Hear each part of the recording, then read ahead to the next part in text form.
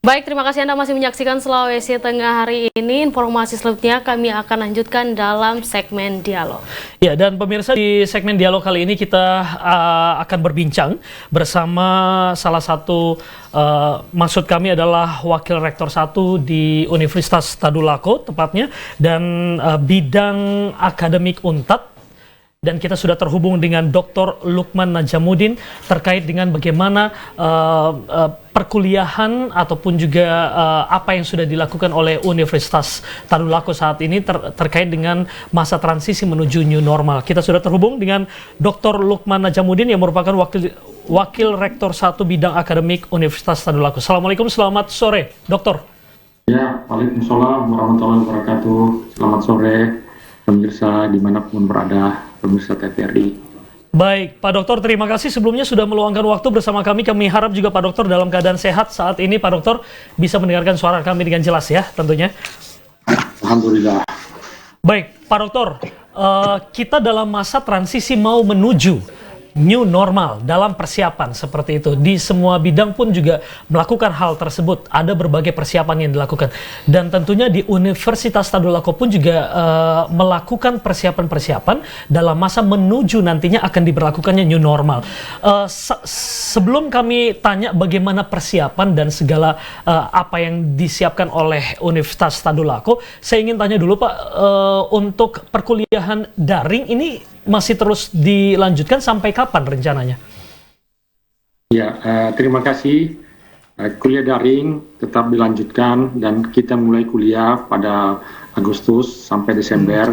Dan kuliah daring ini mengacu pada siaran pers Kementerian Pendidikan dan Kebudayaan setelah bertemu dengan beberapa kementerian, lalu disepakati bahwa semester berikutnya tahun ajaran tetap dimulai pada bulan Agustus dan seluruh perkuliahan dilaksanakan secara daring. Dan oleh Pak Menteri sudah membagi sebetulnya ada pengelompokan dan pemetaannya.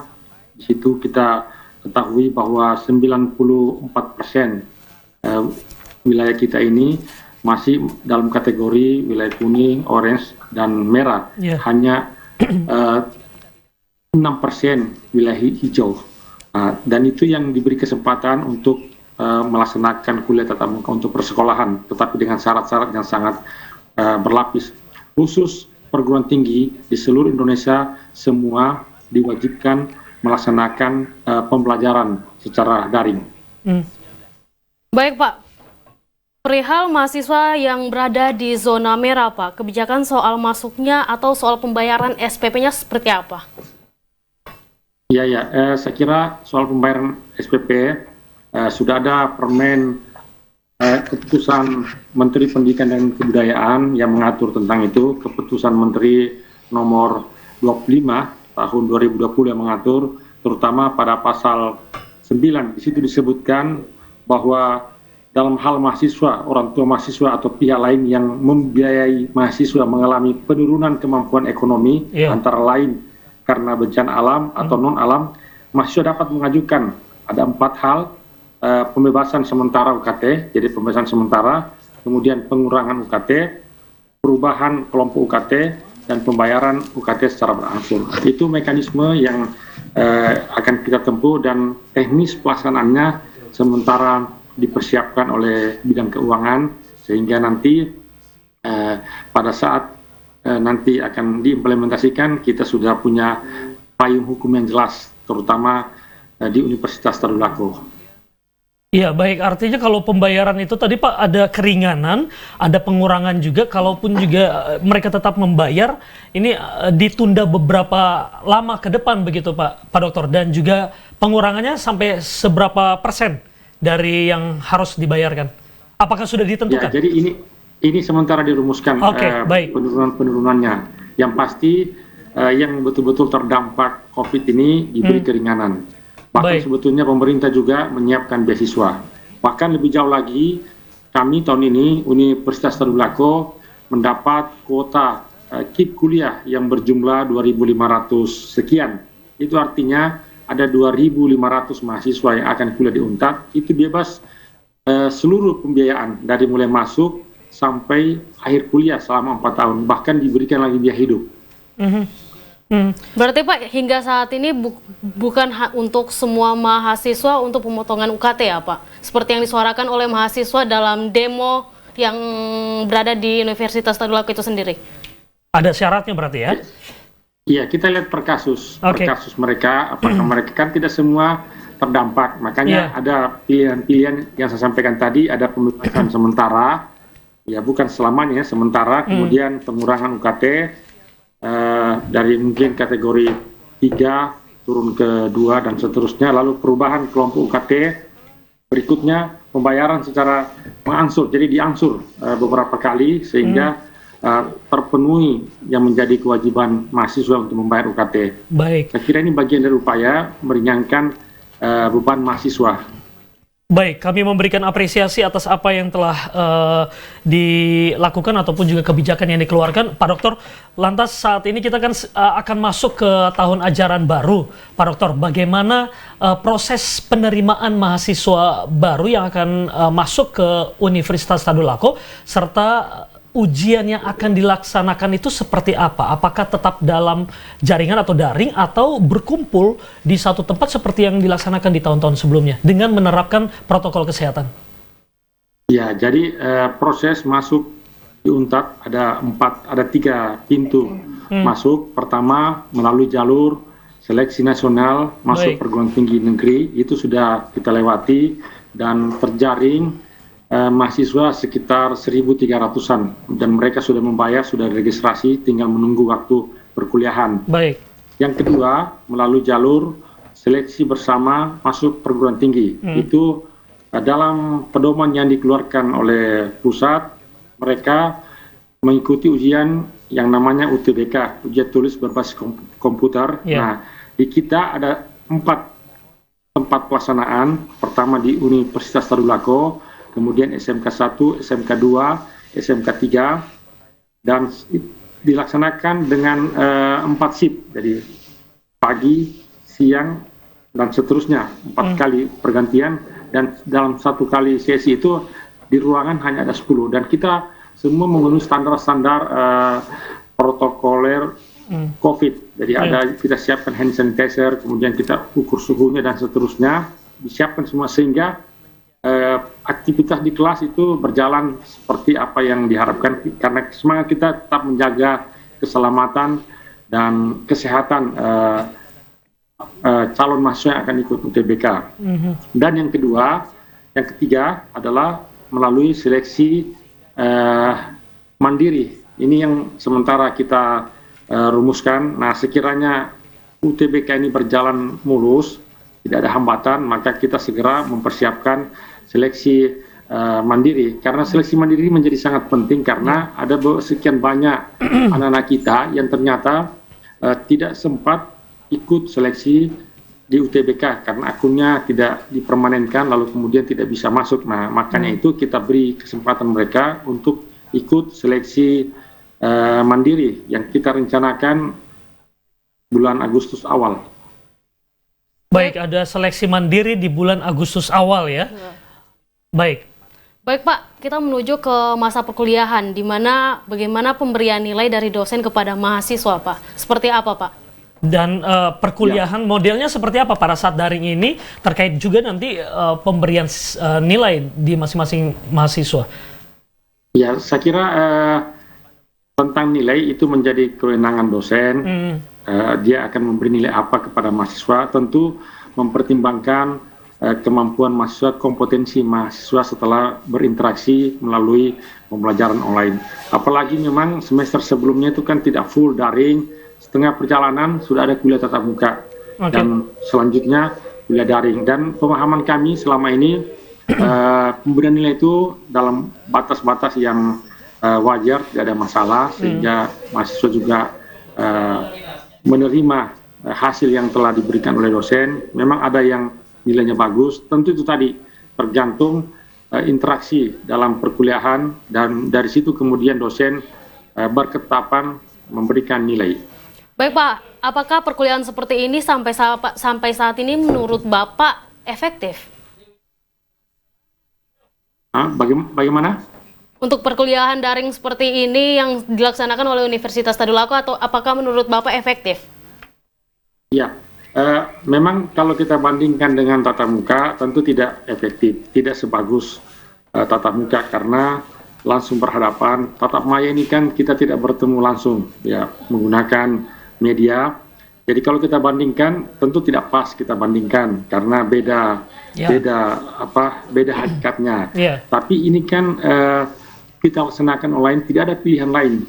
Tidak mungkin kita melaksanakan pembelajaran tatap muka selain memang kondisi pandemi COVID-19 ini belum berada pada tingkatan yang normal. Memang Menteri sudah menyarankan untuk dilaksanakan secara daring. Nah, karena itu kita persiapkan hal-hal yang memungkinkan capaian pembelajaran itu bisa terpenuhi. Baik. Dan sekarang dosen di beberapa fakultas sedang melakukan pelatihan, teman-teman dosen dilatih untuk bisa memanfaatkan namanya LMS, Learning Management System. Jadi ada satu bentuk media yang digunakan seperti itu, dan kita berharap teman-teman dosen menyiapkan materi sebelum perkuliahan daring dimulai, sehingga mahasiswa saat misalnya kuliah daring dimulai sesuai jadwal yang telah ditentukan, mereka sudah punya bahan ketika bertemu. Nah, kita berharap dosen nanti ke depan tidak sekedar memberi tugas yang begitu banyak dan memberatkan mahasiswa, tapi juga dosen membagi sejumlah materi-materi untuk dipelajari oleh mahasiswa sehingga kompetensi mahasiswa bisa tercapai. Dan hasil survei dari LPPMP menunjukkan bahwa ternyata memang dari sisi kognitif, dari sisi pengetahuan tidak ada masalah. Pencapaian pencapaian kompetensi. Yang masalah itu yang berhubungan dengan aspek afektif, aspek nilai, ini yang agak sulit kita penuhi. Oke. Baik, artinya Pak Dokter justru di sini diberikan kesempatan kepada menjadi tantangan tersendiri begitu ya bagi para dosen untuk membuat sebuah formula ataupun juga memberikan perkuliahan yang agak berbeda dibandingkan yang lain dengan cara-cara yang berbeda agar tidak membosankan juga secara daring begitu Pak Dokter ya. Menjadi satu tantangan tersendiri bagi para dosen. Baik, Pak Dokter, terkait dengan jumlah mahasiswa ataupun juga kuota yang dibuka oleh Universitas Tadulako, apakah di tahun ini pada masa pandemi mengalami penurunan secara jumlah atau peningkatan atau seperti apa dibandingkan tahun sebelumnya, Pak Dokter? Iya, saya kira betul ada penurunannya. Contoh paling sederhana misalnya seleksi nasional masuk perguruan tinggi SNMPTN, kita beri kuota 1.800-an, tapi kemudian yang registrasi itu sekitar 1.300-an. Begitu juga dalam seleksi bersama, kita tadinya menghitung sekitar 10.000-an lebih, atau paling tidak kita membayangkan sama dengan tahun kemarin, ternyata sampai penutupan kemarin tanggal 20 yang mendaftar 6.300-an. Jadi memang terjadi penurunan yang cukup besar. Dan yang menarik saya kira ternyata yang mendaftar itu tidak hanya berasal dari Kota Palu, tapi juga dari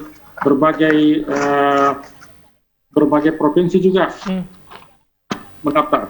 Jadi ada 6.367 pendaftar, itu khusus Sulawesi Tengah 5.868, selebihnya dari Sumatera Barat, dari Sulawesi Barat, Sulawesi Selatan, bahkan ada dari Aceh, DKI, Sumatera Utara yang ikut mendaftar. Itu data yang kami peroleh, sehingga totalnya tadi kalau digabungkan menjadi 6.367. Baik. Yang kita rencanakan pelaksanaannya tanggal 5 sampai pada tanggal 12 bulan Juli. Oke, 5 sampai 12 Juli ya. Baik Pak Dokter, bagaimana dengan wisuda online yang sudah dilaksanakan oleh Universitas Tadulako? Bagaimana menurut Bapak? Iya, dan kita sudah mendengarkan dan melihat kabar ini bahwa kemarin sudah dilaksanakan wisuda secara online. Apakah wisuda online ini juga akan terus dilakukan ke depan untuk beberapa waktu ke depan? Karena beberapa bulan ke depan tentunya ada rencana untuk wisuda juga. Online tetap kita laksanakan jika situasi belum kondusif. Nah, sehingga wisuda-wisuda berikutnya, angkatan 102 dan seterusnya tetap kita laksanakan secara online.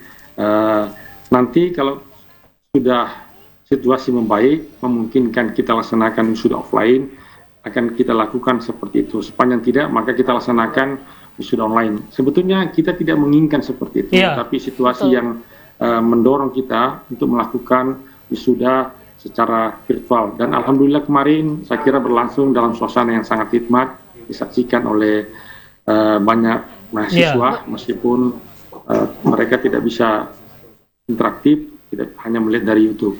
Baik Pak, dan tentunya ada penurunan kuota sendiri di wisuda angkatan 101 ini Pak. Bagaimana? Penurunan kuota Pak, pendaftar wisudawan. Bagaimana?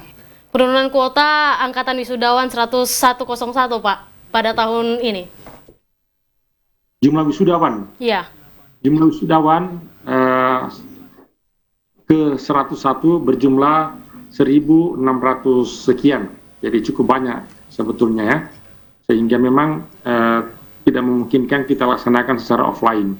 Baik Pak Dokter, katakanlah ke depan proses perkuliahan daring dalam jaringan ini seperti yang disampaikan oleh Pak Dokter, Pak Lukman, ke depan ini akan dilaksanakan tetap dalam beberapa bulan ke depan. Tapi katakanlah ini sudah selesai dan kita sudah masuk ke masa new normal insya Allah ke depan. Namun tentunya protokol kesehatan terus akan tetap diterapkan di kehidupan kampus dalam perkuliahan di Universitas Tadulako. Lantas bagaimana nantinya, sudah adakah gambaran ketika nanti perkuliahan ini sudah dilaksanakan di ruangan masing-masing dan sudah ada pemetaannya seperti apa Pak Dokter? Ya, kita baru memetakan kuliah mahasiswa itu ke kampus jika berhubungan dengan tugas akhir, skripsi, tesis, disertasi yang tidak bisa kita laksanakan secara daring. Tidak ada pilihan kecuali harus misalnya ke laboratorium. Itu diizinkan untuk memanfaatkan laboratorium dengan dengan tadi itu protokoler COVID-19 yang ketat. Jadi ada dua nanti tetap diberikan untuk kepentingan penyelesaian studi dengan jumlah yang kita atur terbatas sehingga tidak terjadi penumpukan mahasiswa. Khusus untuk perkuliahan kita laksanakan secara daring. Oke, baik. Artinya bahwa daring ini masih akan terus menjadi pilihan begitu untuk ke beberapa bulan ke depan sampai betul-betul kondisi aman begitu Pak Dokter ya, yang akhirnya bisa mengumpulkan kembali para mahasiswa kuliah secara normal tanpa menggunakan daring lagi begitu Pak Dokter ya. Terakhir Pak Dokter, apa yang ingin disampaikan juga terkait dengan mungkin ingin menyampaikan kepada para mahasiswa juga atau calon mahasiswa yang ada di luar sana yang tentunya akan menjadi keluarga besar dari Universitas Tadulako. Silakan Pak Dokter. Bagaimana? Kurang jelas tadi. Apa yang ingin disampaikan Pak Dokter? Ini closing statement dari Universitas Tadulako terkait dengan penerimaan ataupun juga untuk mahasiswa yang ada di luar sana yang ingin akan bergabung menjadi keluarga dari Universitas Tadulako.